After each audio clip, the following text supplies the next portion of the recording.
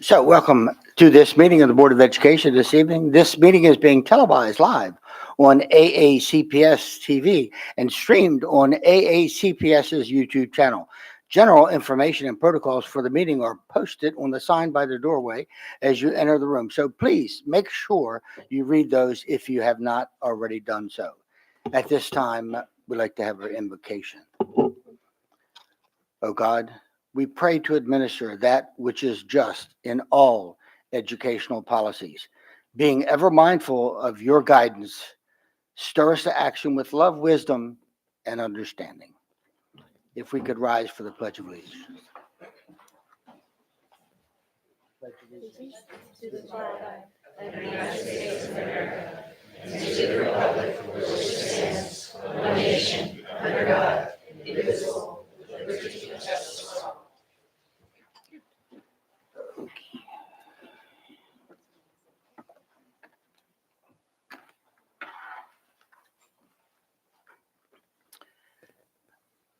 Okay, item 2.03.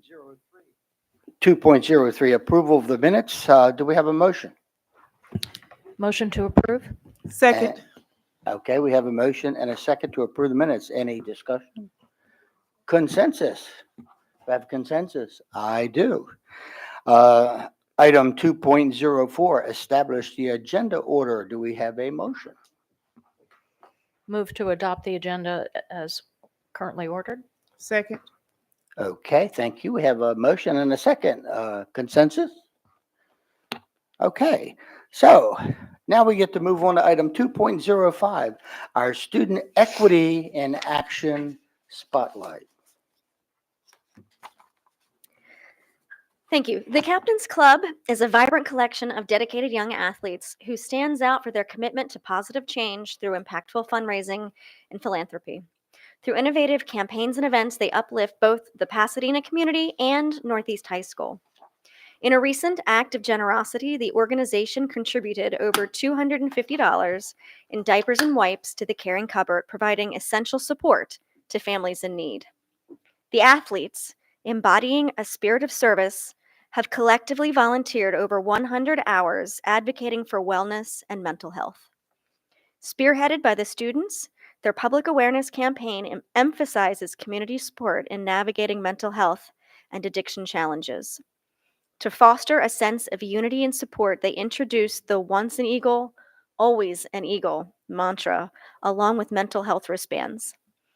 These wristbands serve as a tangible reminder distributed across the school during sessions dedicated to teen mental health first aid information.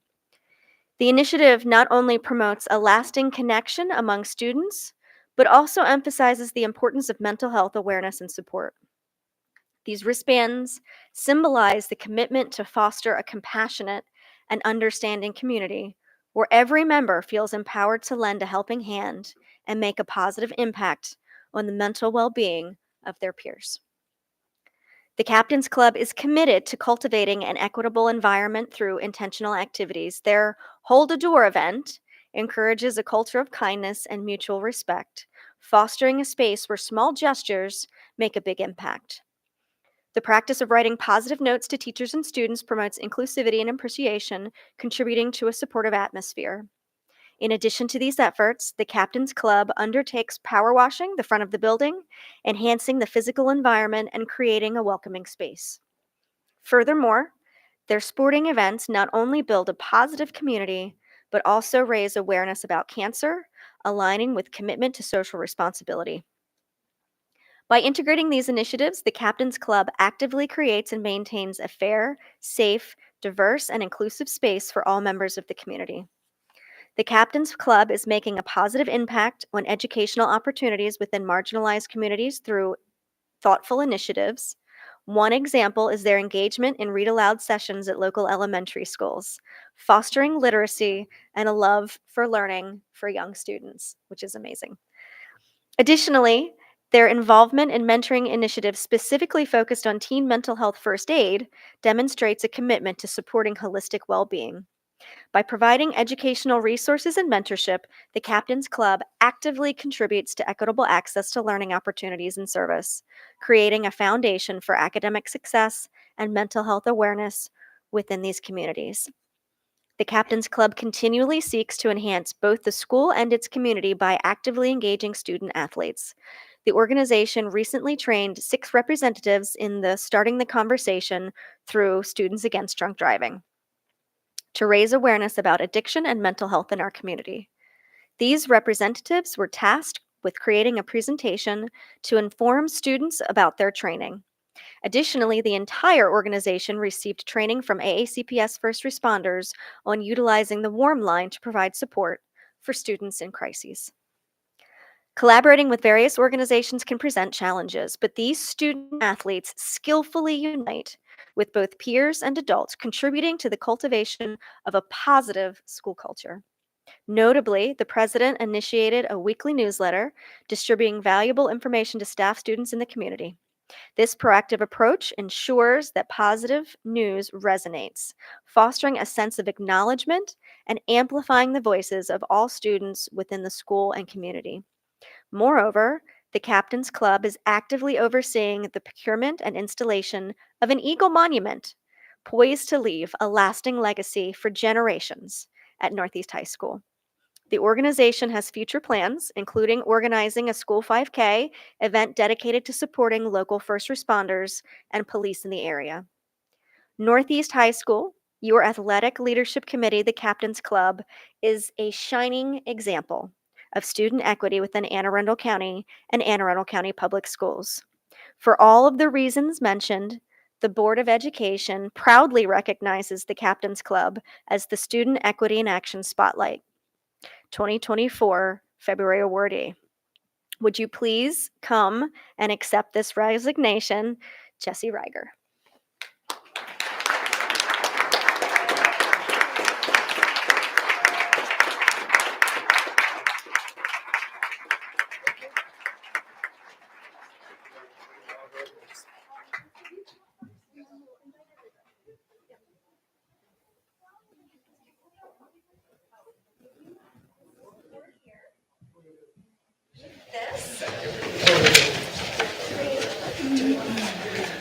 Can we get everybody in? Yeah, do you want to get everybody in?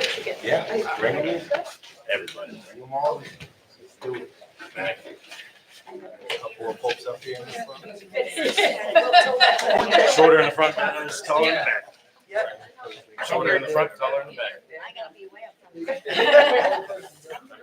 Yes.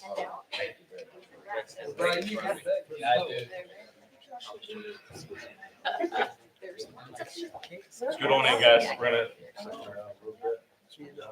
Yeah, I know. All right. You're taller. Short board members. Good.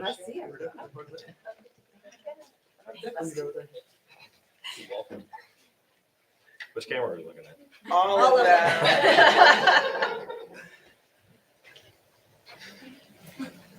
But hers first. Yes.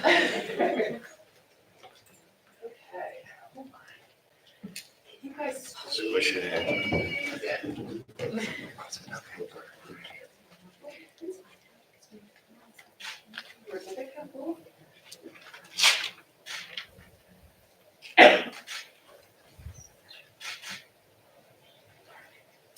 You guys are awesome. Thank you.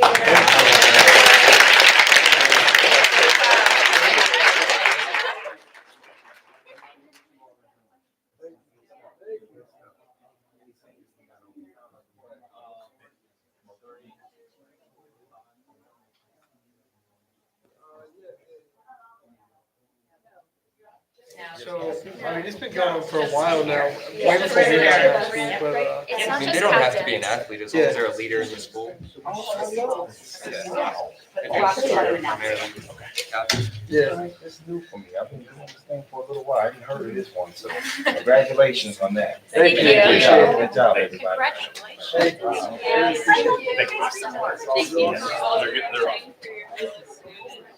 So we'd like to make sure everyone knows that we're going to take a break so we can get some more photographs of these wonderful folks out in the lobby.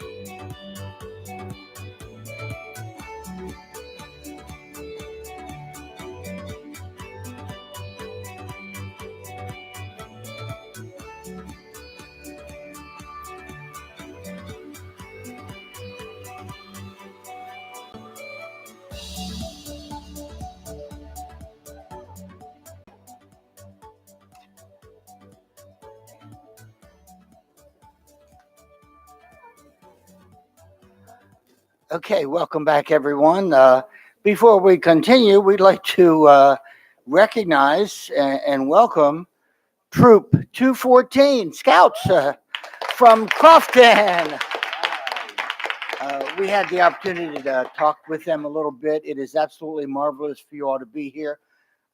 We hope you enjoy what you see, but we're happy to have you here and happy to have you at any point in time. If you want to come talk to us, testify, we're happy to have you do just that. We had a group of students here last night testifying, and as I've told my colleagues, our students always tell the truth. And so when they testify, it's absolutely marvelous. So it's great to have you here. And I have to recognize the one young lady over there, her banner. She has so many. Yeah, how many badges do you have? Oh my goodness. So once again, thank you for being here. So we're going to move on to item or public comments.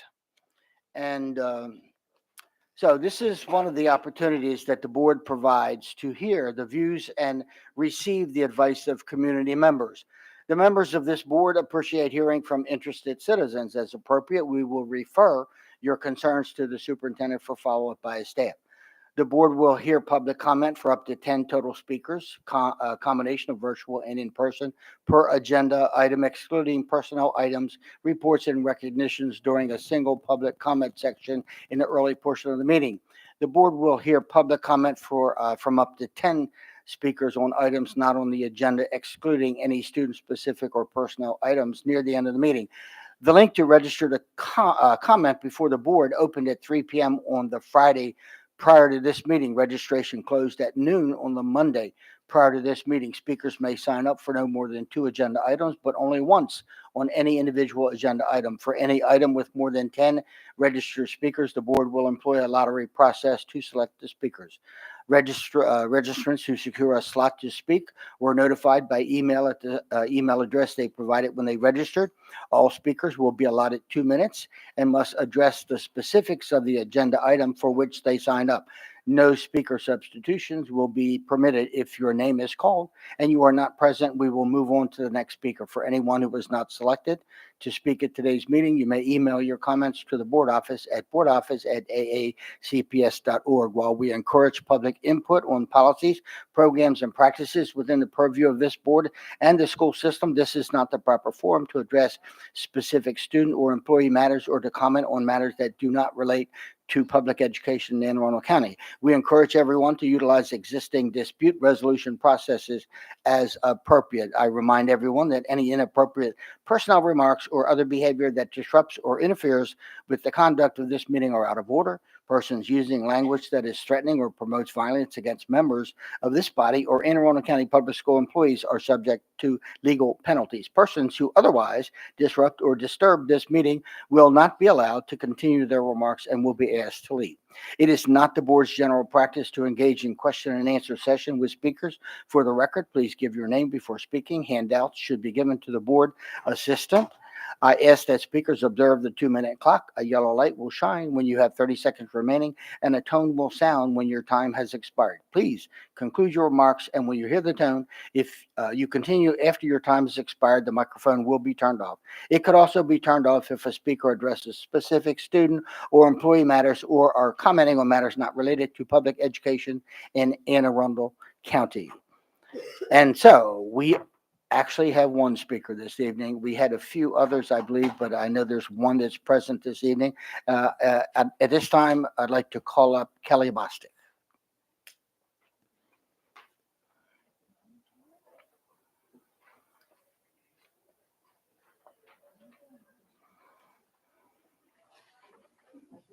Wherever you choose.